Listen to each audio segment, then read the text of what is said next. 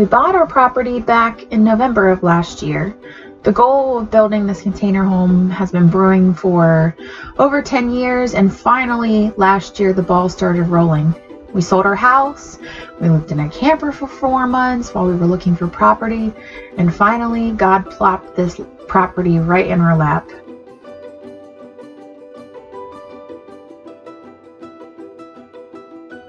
My husband works at a bank, and somebody just drove up to the window and said, "Are you looking for a property to buy?" And it went from there.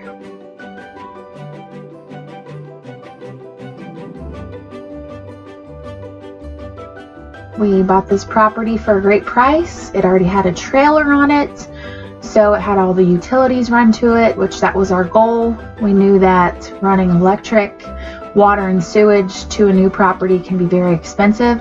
So we were looking for something like this just to save us money and time in the future. So we got this property. And since we bought it last fall, we've been living in the trailer, which is not great. This is not my real background because the trailer's kind of old, it's falling apart, it's a little bit smelly, but it's kept us safe and dry for the past year.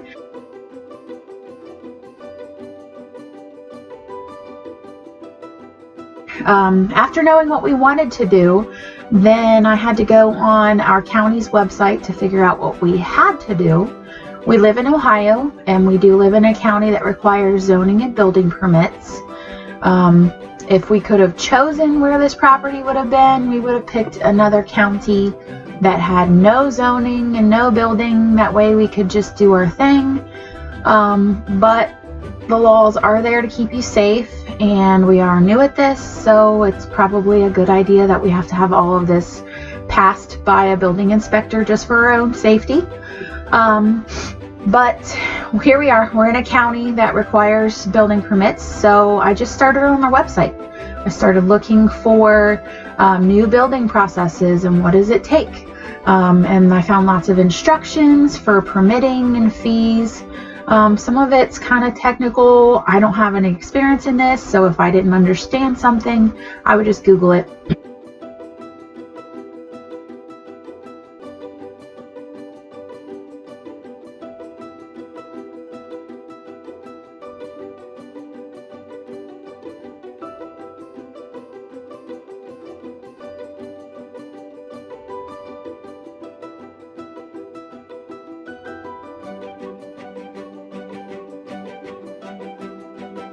But I figured out what we needed to do.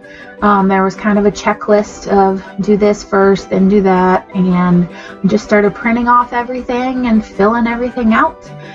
Then we found out we needed to draw up the plans. I am not a professional at this. My husband has no experience. I remember starting as a really young kid, just dreaming and just drawing houses, and it's always been an enjoyable thing for me to do, but I have no experience in it. So that was another thing I went to the internet for, was how to draw up these different plans. For our county, we needed house plans, we needed foundation plans, we needed electrical plans, plumbing plans, and then a cross-section view. If you were to cut the house this way, what does your walls and your insulation and your support look like, foundation, all of that.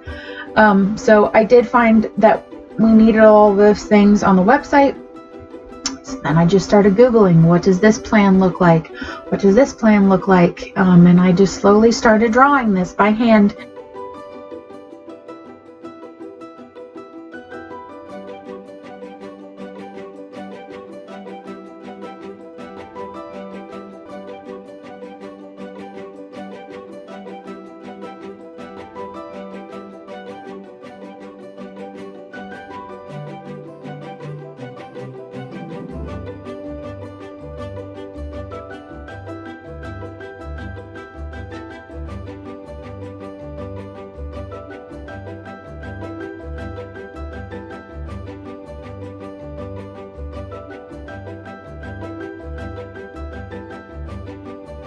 I know there's a lot of computer programs that probably could have made the process more streamlined. I did look into a couple of them, but you almost have to teach yourself how to use them. And I felt like teaching myself how to use a program that I was going to use once wasn't going to be very resourceful of my time. So I just did everything by hand. Pencil and paper. I used lots of erasers. I did get an architectural ruler that has conversions already on it because it does need to be to scale. I used 1/4 inch equals 1 foot on all of my drawings, but you just have to notate on the paper how your paper is to scale. So I was able to draw up all of the plans myself, except for the plumbing 3-dimensional. I Googled and Googled and Googled what this is supposed to look like, and I really could not come up with a good example of what the building department would want. Luckily, a lady that we go to church with, her husband is a licensed plumber, and he was able to draw up this plan for us in like 5 minutes. After I showed him the rest of the house plans, it was no task to him just to draw this up real quick. And then we just submitted that along with the rest of our plans.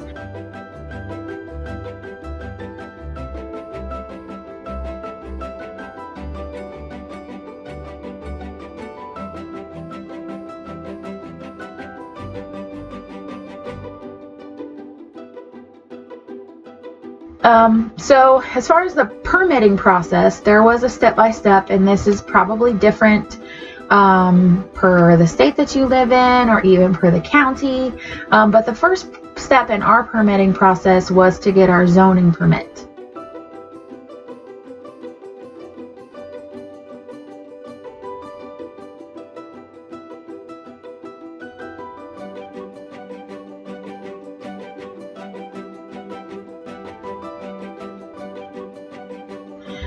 So I just called up the zoning department, asked them what I needed. They gave me a list of things that I needed before they would come out and inspect the property. This included a site map, which I didn't know what any of these things were. So if you don't know what I'm talking about, just Google the word. That's what I had to do. But our site map was an aerial drawing, which I just used like paint on my computer to do this, and I made shapes. But an aerial drawing of your property, where things sit on your property. So if you have any sheds, if there's a current house, if there's a pond, any big landmarks, you're going to put that on this drawing. And then you're also going to need to show where your new building is going to go in relation to those rest of those things.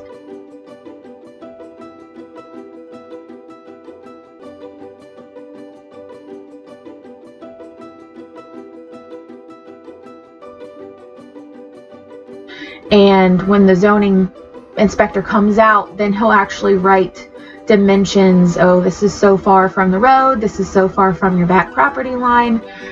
Because all properties have to have a clearance, and it's different based on where you live. It's different based on how busy your road is, how far away from your road you have to build, how far away from your property lines you have to build, and even which direction your house faces. So that's what the site plan is used for. And then he also needed a printout of the auditor's report for our property. So this is just something I went to the auditor's website for our county and printed off our statement. It's got tax information, making sure that we are the owners, that we are up to date on our taxes, that there's no liens against the property. If there were soil testing on our property, that would come up on this report as well, but it just has a whole bunch of different information. So he wanted that as well. So I was able to get that together, both of those things within an hour or two. Called him back, let him know we had it, and then he just scheduled an appointment to come out to our property. He was a very nice man. Always use your pleases and your thank yous. That got me a long way. He actually told me I was the nicest customer he's ever serviced, just because I was polite and I don't know, I didn't try to act smarter than I was. I don't know. But the process went really smooth. He just measured how big our house was going to be. That was another thing. I had to stake out where the corners of the house will be. in respect to the rest of our property. That way he could do his measurements.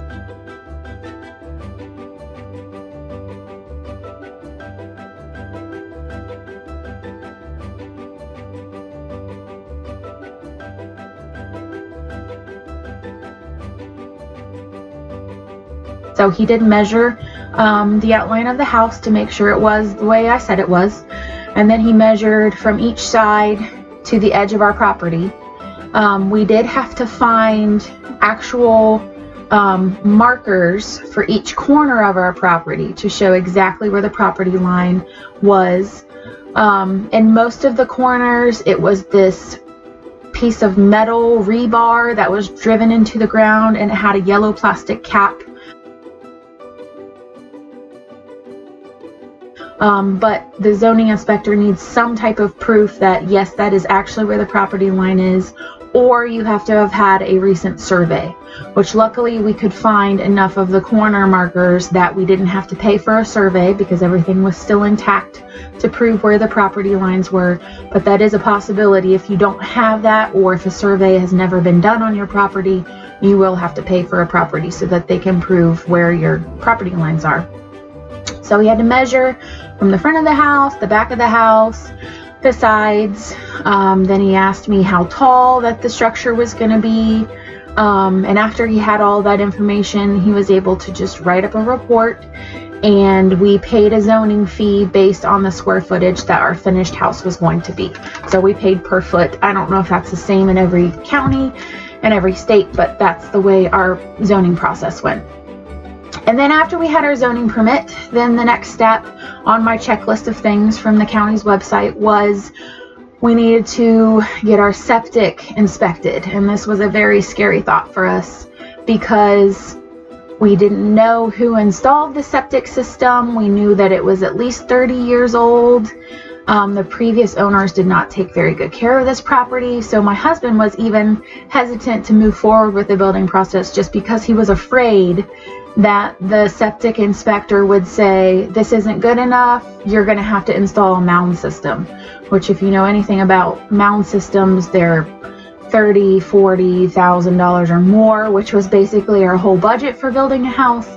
So we were scared to move forward at this point, but the first thing we did was we called a septic cleaning company, and they came out and pumped the septic system, which is probably a good thing, especially if you don't know when the last time it was pumped.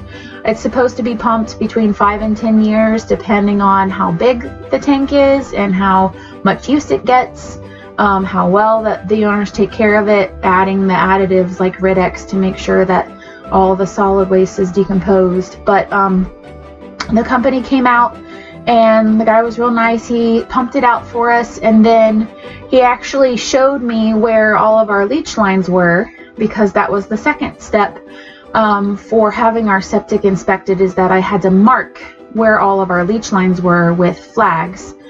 I did not know what leach lines were.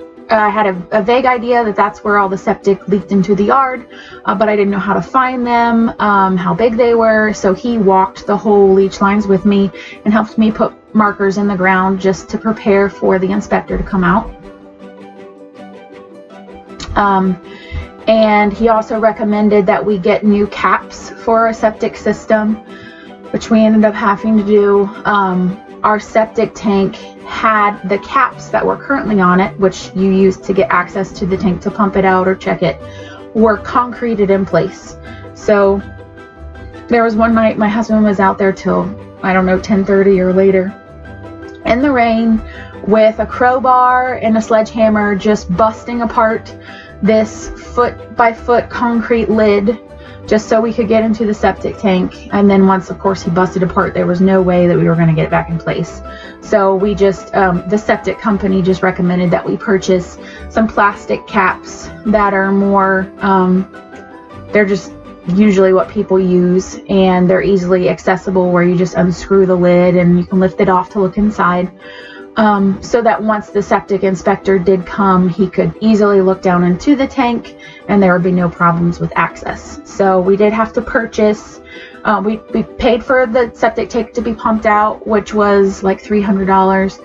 And then we purchased these lids for the septic tank and our distribution box.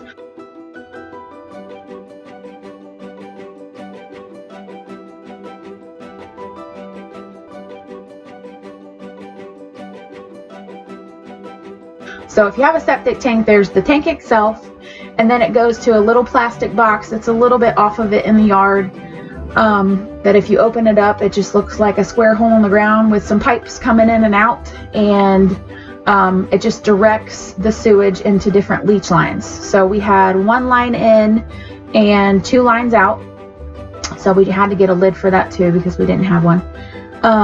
So once we had all of that in place, then the septic cleaning company, the guy that worked there, he said, before you call the septic inspector, make sure your yard is dry.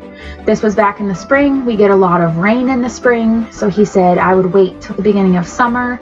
That way your yard is completely dried up and the inspector can't say that your leach lines are at fault, even though it's just rained, because I guess sometimes that's the case. If there's a lot of pooling water in the areas that your leach lines are, even though it's just rained, they could say that your leach lines are faulty and you need to replace them. So we did that. We waited, I don't know if it was like 3 weeks, but it was just to the end of May so that our yard was all nice and dry. And then we called the septic inspector to come out. And that process went really easy too. All I can say is that God had his hand on all of this, because everyone warned us about zoning inspectors and septic inspectors and building inspectors, and so far everyone has just been lovely. But so the septic inspector came out and he looked in each of the holes. He said that the septic tank looked fine. He looked in the distribution box. He said that looked fine. He walked the leach lines. He said that he did see a little bit of proof that maybe the leach lines weren't functioning at 100% efficiency, but he said they're still fine. They'll still last you years and years as long as you take care of them. But he did have some recommendations. So he passed us, but he said that we did need to get a filter for the outlet of our septic. And it's like a cylinder-like filter that just fits down into a pipe. That is the outlet for the septic tank. And then in the distribution box, where there's 1 line coming in and 2 lines going out to the leach lines, he said that each year we need to plug one of the leach lines so that only one is functioning. That way the plugged leach line has a break. And then he said every year you're going to plug the opposite one and open it up. So every year you're only using 1 leach line, but he said if you're able to give your leach lines a break like that, then they will last even longer. This is based on research. And then he just said make sure that you're treating your septic tank once a month with Rid-X or something similar like that, just to keep the septic tank working properly.